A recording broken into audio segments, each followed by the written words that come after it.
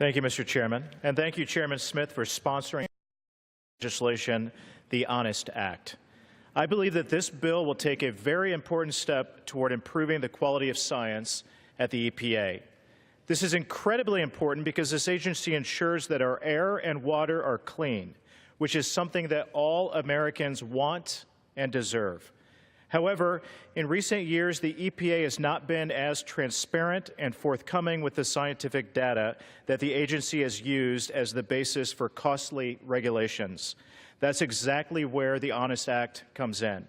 By requiring the agency to base its regulations on publicly available science, scientists and the American people will be able to examine the data and pursue their own scientific inquiry if they wish, improving the scientific integrity of the EPA.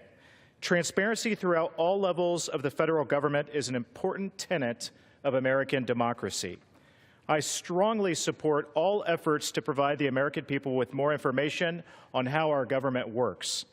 This is most important when regulations that impact American jobs and the economy are involved.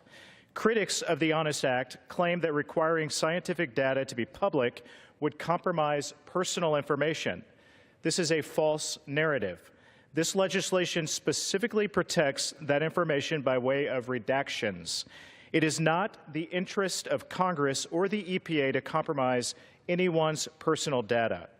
Passage of the Honest Act comes at a critical time for the EPA.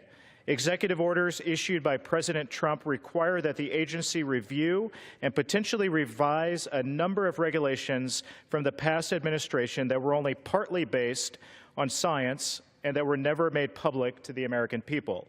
We want to avoid similar situations moving forward, regardless of the administration. I urge my colleagues to vote for this legislation to promote honest and open EPA, and I yield back the balance of my